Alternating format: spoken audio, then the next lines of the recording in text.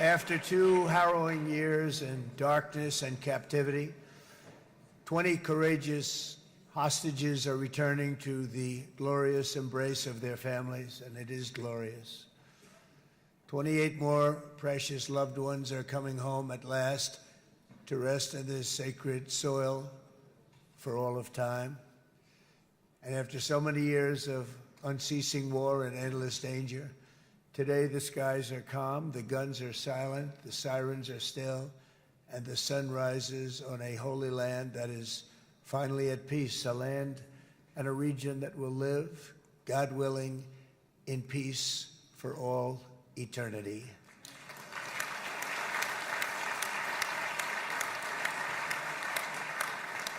This is not only the end of a war, this is the end of an age of terror and death and the beginning of the age of faith and hope and of God.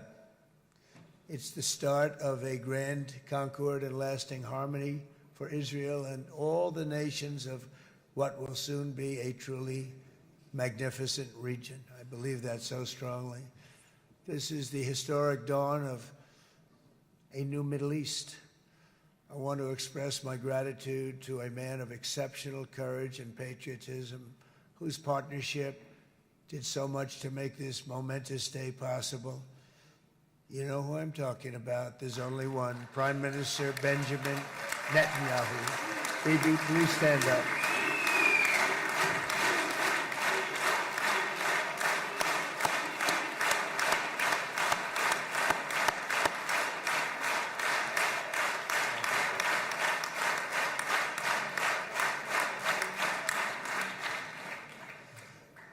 And he is not easy, I want to tell you. He's not the easiest guy to deal with, but that's what makes him great. That's what makes him great.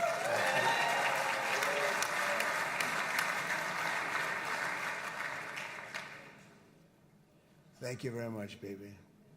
Great job.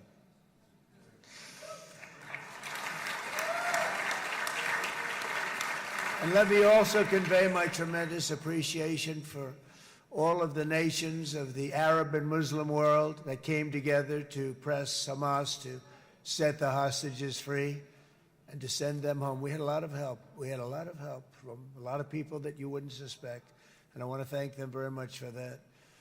It's an incredible triumph for Israel and the world to have all of these nations working together as partners in peace. And it's pretty unusual for you to see that, but it happened in this case. This was a very unusual point in time, a brilliant point in time. Generations from now, this will be remembered as the moment that everything began to change, and change very much for the better.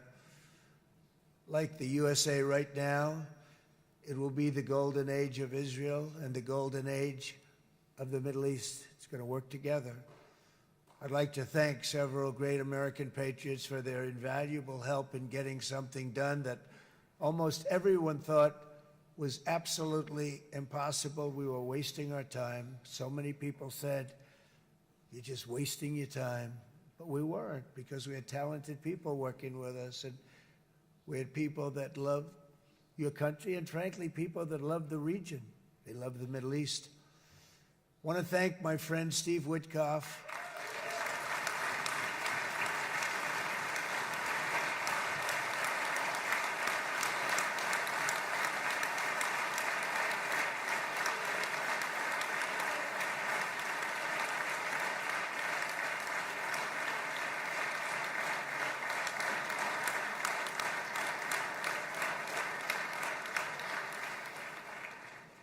You know, Steve was chosen by me.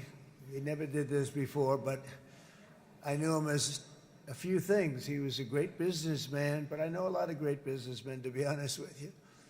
He had tremendous negotiating skills, but I know a lot of people that negotiate pretty well, although it is an art.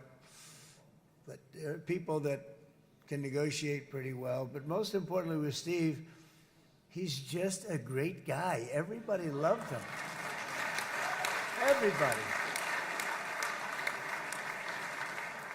I mean, I know some negotiators that are so good, but you wouldn't have had peace in the Middle East. would be in World War III right now with some of these guys.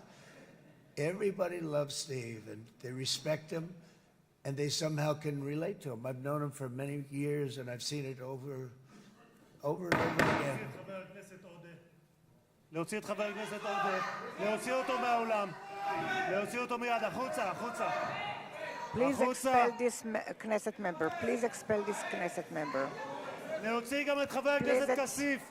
להוציא את חבר הכנסת כסיף מהאולם. Expel Knesset member Kasif out of the hall.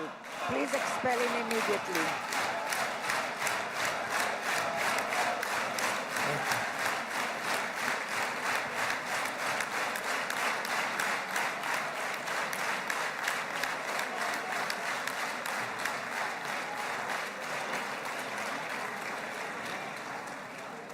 Sorry for that, Mr. President.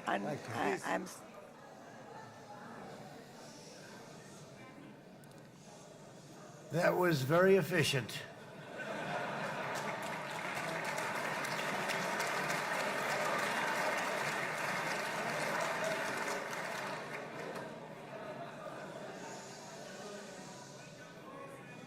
So back to Steve. He's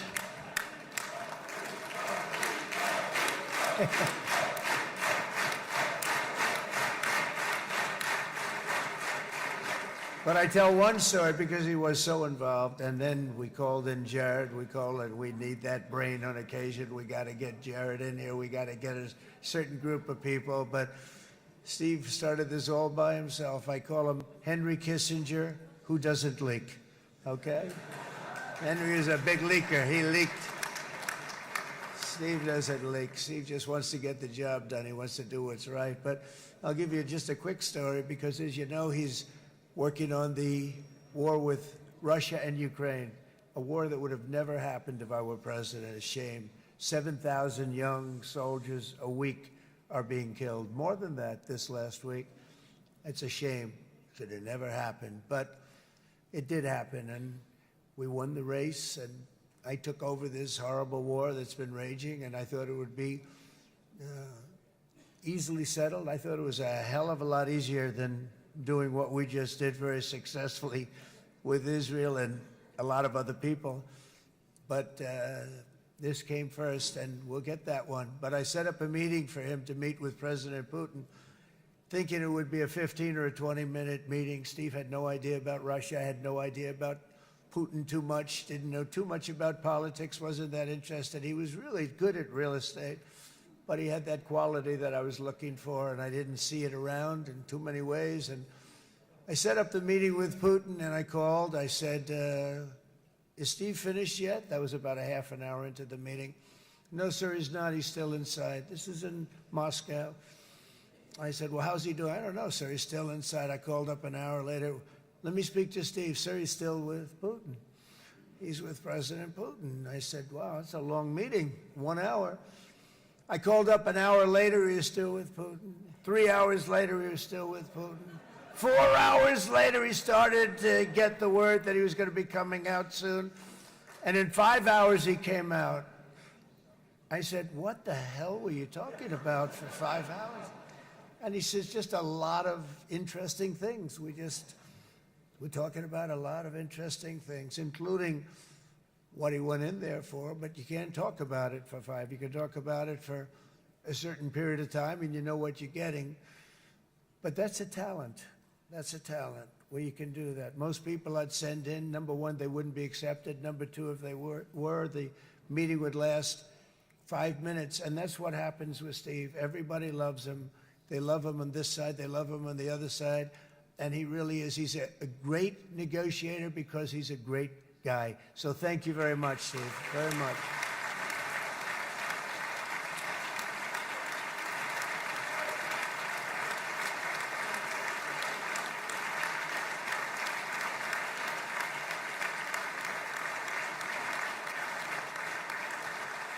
But when you settle 8 wars in 8 months, that means you don't like war. Everyone thought I was going to be brutal. In fact, I remember Hillary Clinton during a debate, she said, look at him, he's going to go to war with everybody. And actually, she said, he's got a personality that's all about war. No, and my personality actually is all about stopping wars, and it seems to work. Seems to work. But it also means this name change and our attitude that we're not going to go into a war, but if we do, we're going to win that war like nobody has ever won a war before. We will not be politically correct, but we're not going to be there. And I think, you know, as you mentioned, Bibi, before, peace through strength, and that's what it's all about. The United States has the greatest and most powerful military in the, right now, history of the world. I can tell you we have weapons that nobody's ever dreamt of. I only hope we never have to use them. I rebuilt the military. I was proud to do it, but some of the things I hated to do. I hated certain of the weapons because the level of power is so enormous. It's so dangerous, so bad. But we have to do what we have to do. We make the best weapons in the world, and we've got a lot of them. And we've given a lot to Israel, frankly. And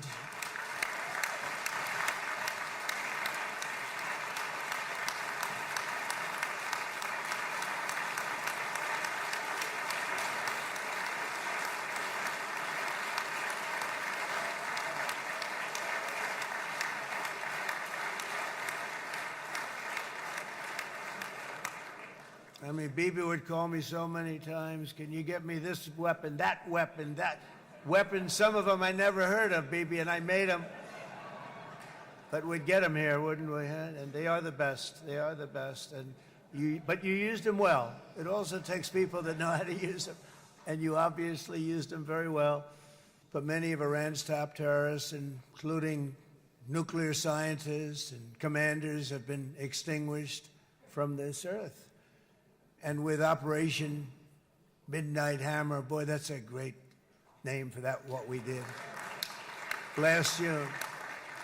The United States military flew 7 of those beautiful B-2 bombers. They look so beautiful all of a sudden. They were always, I thought they were pretty planes. I had no idea they could do what they did. In fact, we just ordered 28 more of them. A little updated version. We ordered a whole pile of them, and almost 100 other planes went with them, including fighter jets. And we had 52 tankers, big, beautiful, brand new tankers that were loading them up 4 or 5 times. They've traveled 37 hours back and forth, think of that.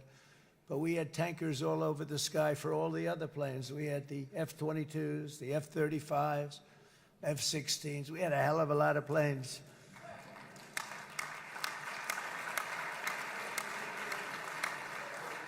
So we had 52 gas stations in the sky. That's what they call them.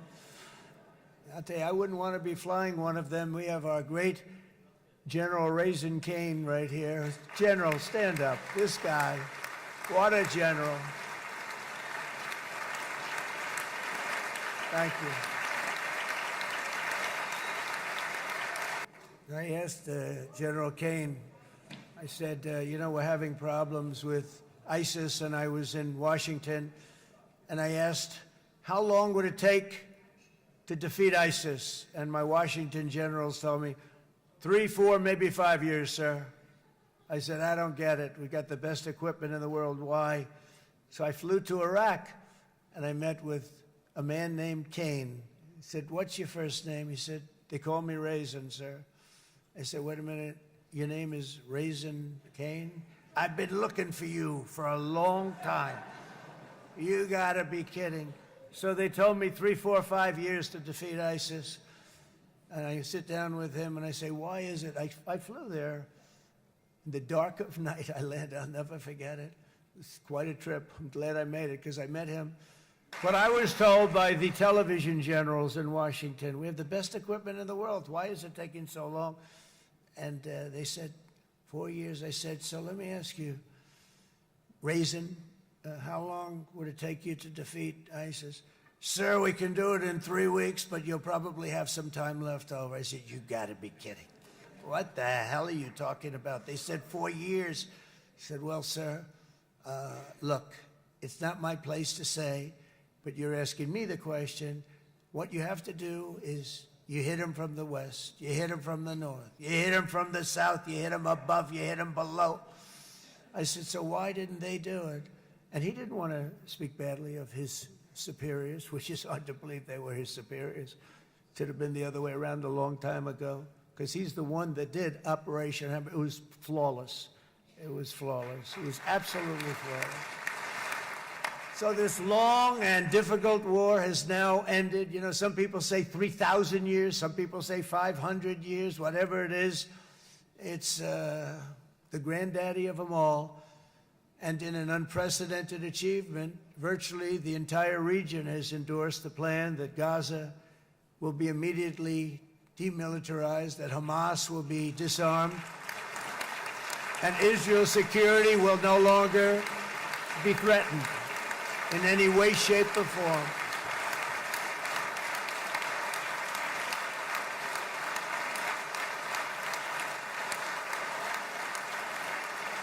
So Israel, with our help, has won all that they can by force of arms. You've won.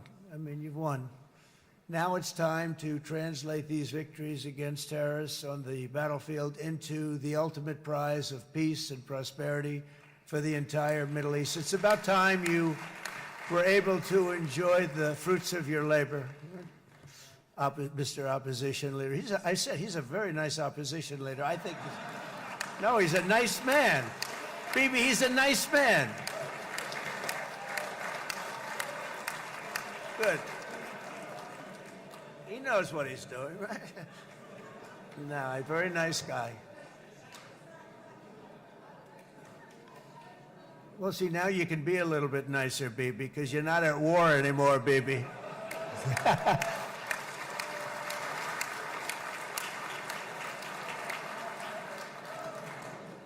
But the world is loving Israel again. And I said to Bibi, you know, the world is big and it's strong. And Ron, ultimately, the world wins. And we don't have to worry about that now. But there was getting to be a period of time over the last few months, you know, the world wanted peace and Israel wanted peace. Everybody did. Everybody did. And what a victory it's been, right? What a victory it's been. If you would have gone on for 3, 4 more years, keep fighting, it was getting bad. It was getting heated. The timing of this is brilliant. And I said, Bibi, you're going to be remembered for this far more than if you kept this thing going, kill. It would be it would not be the same. And I just want to congratulate you for having the courage to say, that's it, we've won. And now let's enjoy our lives and let's rebuild Israel and make it stronger and bigger and better than it's ever been before. We're going to do that. Took a lot of guts. And the choice for Palestinians could not be more clear. This is their chance to turn forever from the path of terror and violence. It's been extreme, to exile the wicked forces of hate that are in their midst, and I think that's going to happen. I've met some people over the last couple of months that want to see it happen very much, and after tremendous pain and death and hardship, now is the time to concentrate on building their people up instead of trying to tear Israel down. We don't want that to happen again. The setbacks really started when President Obama signed the Iran nuclear deal. This was a disaster for Israel, and it was a disaster for everyone. And I remember that Bibi Netanyahu came to the United States and worked so hard to try and get Obama not to do that deal.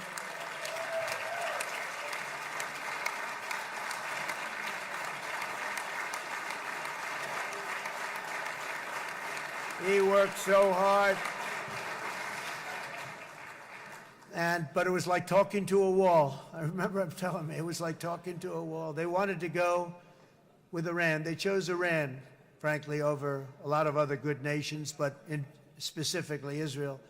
And that was the beginning of a very bad period of time. You had Obama go out, and the Iran nuclear deal turned out to be a disaster. And by the way, I terminated the Iran nuclear deal, and I was very proud to do it.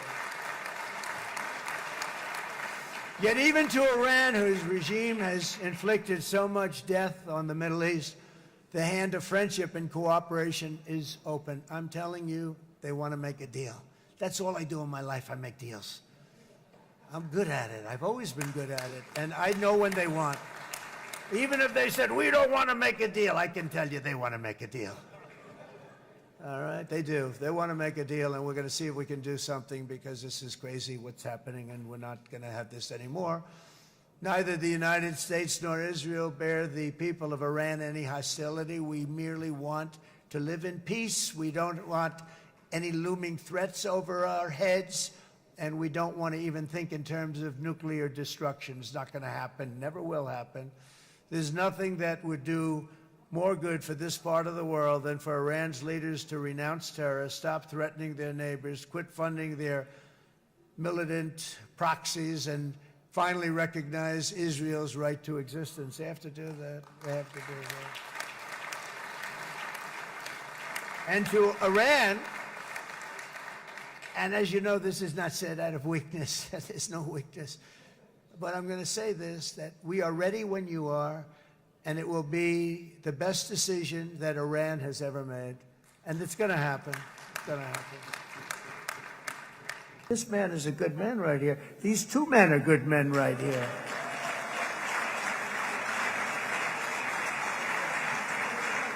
Hey, I have an idea. Mr. President, why don't you give him a pardon? Give him a pardon. Come on.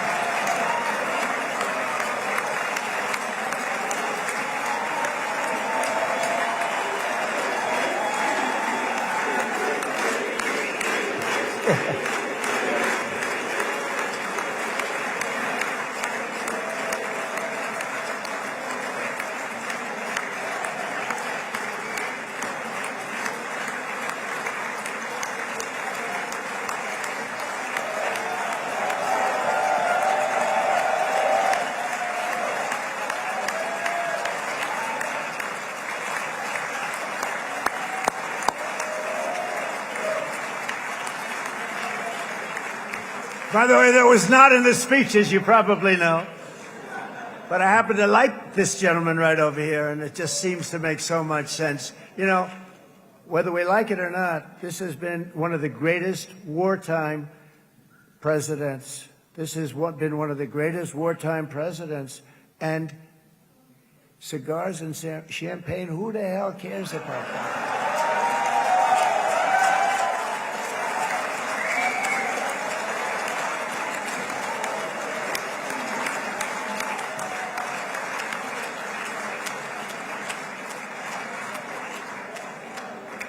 All right, enough controversy for the day, right? Actually, I don't think it's very controversial. So, you know, I mean, I see so popular. You are a very popular man. You know why? Because you know how to win.